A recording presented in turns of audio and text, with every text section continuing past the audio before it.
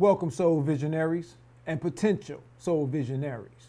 I am your host, Sherrod Cohen, and you are now entering the Soul Vision Powercast, a place where we keep it unfiltered and raw. We talk about anything from porn to politics. We'll even talk about things you might have heard or even saw. Today, we're going to talk about Hybristophilia and what that is. Last episode, we spoke on 12 brutally honest reasons nice guys finish last and why girls like bad boys instead. I'm going to finish it up with Hybristophilia and explain it. So let's kick it. Hybristophilia. What is it? What is Hybristophilia? What's this big word I done stumbled upon, this word that I felt like needed a podcast. Well, Hybristophilia is an attraction you feel for dangerous people. While for many they're criminals, for those who suffer from this disorder, they are just misunderstood beings who need love. I need love. The human mind, despite decades of study, remains a great enigma. One of the complex phenomena we can't get to grips with still is hybristophilia. This is defined as a sexual perversion in which a person has a tendency to develop a sexual and romantic attraction for criminals, smooth criminals. It occurs to a greater extent in women than in men. Go figure. Who see criminals as misunderstood, sexy, and in need of their love. The pattern includes attraction to even the most feared criminals, sentenced for gruesome acts against other women. Because everybody feel like it won't ever happen to me. All right, now what is hybristophilia? Most concepts about hybristophilia are limited to pointing out that it's the excitement of having sex with a criminal. Still, this term that psychologist John Money coined in the 1950s goes even further. Money's studies were those that determined that this perversion affects especially heterosexual women in whom there's a romantic attraction and sexual arousal about having a violent partner with a criminal record of rape, murder, and robbery. It's also known as Bonnie and Clyde syndrome. And the lack of studies of hybristophilia makes it difficult to review the number of people who have this tendency. The reason being that it isn't considered as a disease, but as a sexual preference. The reason it's listed as a paraphilia is that its existence endangers people's physical and mental integrity, more so because sometimes this attraction could evolve and lead those who have it to commit crimes. Now we have the types of hybristophilia. Now that's what I'm saying. Everybody was tripping out on the Future and Russell Wilson comparison and this and that and the other. It's just a natural fact that women love men that are dangerous. For some reason or another, women feel safe around dangerous men. And it seems like an oxymoronic way of thinking when it's like you feel safe with a dude that's dangerous. Maybe because you feel like the nice guy can't protect you against the bad guy, so you might as well, if you can't beat him, join him type of deal. There are two types of hybristophilia. Passive. Those with passive hybristophilia are only attracted to the criminal in a sexual and romantic way, but won't participate in his acts. In fact, they tend to think that with their love and company, they can rescue him from the life he leads. In the same way, they excuse his behavior and believe that their lover will never harm them. Then there's the aggressive type. Aggressive hybristophilia means that the person who suffers from it actively participates in her lover's criminal acts. They can get involved in attracting victims so that the criminal can quench his thirst for crime, help hide the bodies, or participate directly in the crime, murder, rape, or robbery. And I think on the ID channel, man, Fatal Attraction, I believe, a lot of these ladies get caught up with these dudes, man, and then, just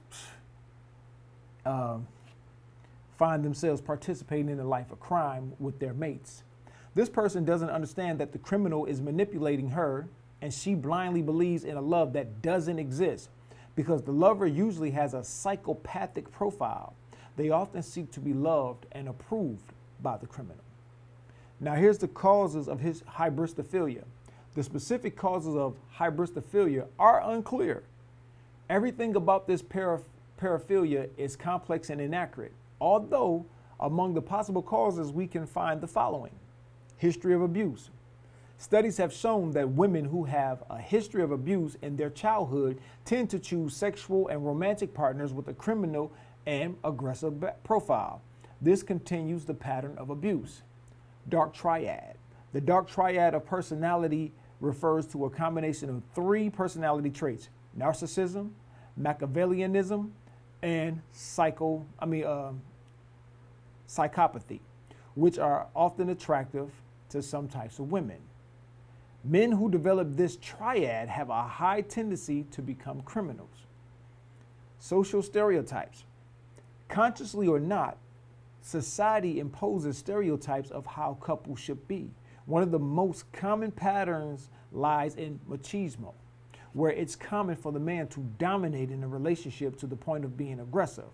This can often be socially accepted behavior. Now, we're talking about this, and we're talking about hybristophilia, what it is, and the causes are unclear, but now we were talking about, does it have a treatment? Although you might think that hybristophilia can be cured with the support of a mental health professional, the answer is that there's no clear and definitive treatment that has managed to counteract this paraphilia. What happens in the particular case of this paraphilia is that, in the first place, it doesn't appear as a mental disorder in the diagnostic manuals. Because of that, there's no single line to indicate how it could be treated. The second has to do with its origin, as it doesn't have a clear erotic element. It's rather abstract and is complex to control in a clinical setting. According to studies on the treatment of paraphilias, psychotherapeutic interventions based on behavioral and cognitive techniques are useful in some cases. Added to this, the use of hormones and psychotropic medications can be helpful. One of the things that makes it difficult to extinguish paraphilias is that this behavior is usually learned at a crucial stage of cognitive development. Therefore, multimodal interventions are necessary. In the case of hybristophilia, the specific treatment to be followed isn't clear, although masturbation programming techniques could contribute to weakening the association between pleasure and criminals. Now, here's some famous cases of hybristophilia. Famous cases of hybristophilia. Famous cases of hybristophilia. Most of us are familiar with some of these cases. Television has been responsible for covering some of the most heinous crimes. That information line has crossed, in some cases, a very fine line between delivering the information and mythologizing the criminal, giving him fame and giving him numerous admirers. Thus, some of the most famous cases of hybristophilia are the following. Bonnie and Clyde. Hybristophilia, as we mentioned before, is also known as Bonnie and Clyde syndrome. The reason lies in the way this criminal and toxic love was given. According to historians, Bonnie didn't have an easy childhood. She got married for the first time at the age of 16 to a man who ended up in prison on charges of murder. She met Clyde, and the love at first sight was mutual.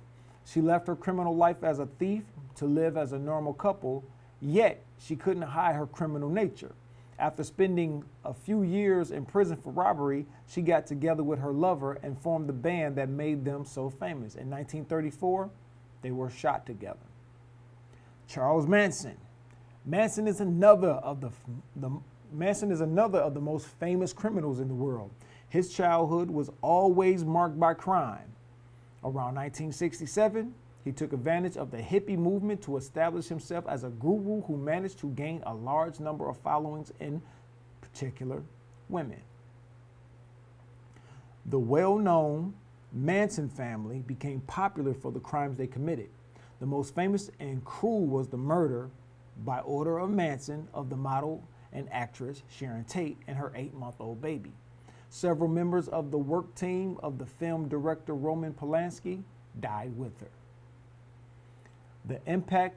Ted Bundy. The impact of Ted Bundy was monumental. His physical attractiveness gained him followers and lovers in droves despite his record of crimes against women.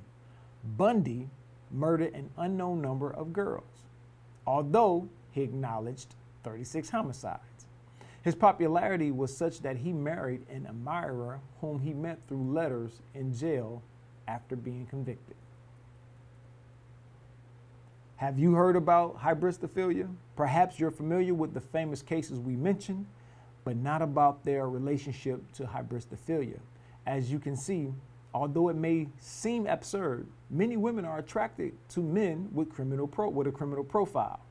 Although there's a fine line between being attracted to an evil man and being aroused by a delinquent, this seems to be more common than you might think. So, when we did the Future and Russell Wilson comparison, it's valid, it's justified. You know what I'm saying? That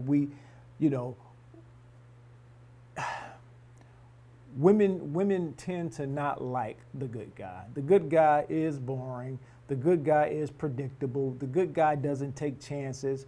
And a lot of women nowadays are just so antsy. They want to be on the go all the time. It's hard for them to sit still, sit still for any length of time. They feel like they're being oppressed and all this other shit. So they want a dude that can just get up and just be super spontaneous and just on the go. And a lot of times that gets you in trouble. A lot of times that's a helter-skelter lifestyle that doesn't have discipline and structure. And what we're seeing now with a lot of modern women, a lot of modern women in this day and time, yeah, you have enough discipline and structure to go get your degree and this and that and the other, but deep in their mind, they're rebellious. They don't want to deal or have to follow any social constructs. Everything that these modern women seem to want in this day and time is, whatever I want at the time I want it, it should be okay. And they fall in love with these bad guys. They start at early ages. And then, some of them come out of it after going through hell. And now they want the good guy to come in and clean up the mess. You see what I'm saying? So, fellas, just be mindful of the reason why you may have been picked. You might be the nice guy. You might be the guy here to clean up the pieces after she has suffered through something like this, or you just may be the guy with the resources and the guy that's going to pull her out of her situation with her future. All right, man. That was my take on hybristophilia. That's if you like the video, man, give me a thumbs up. If you're not a soul visionary already, subscribe, and then share the content. And if you thought it was useful, share the content.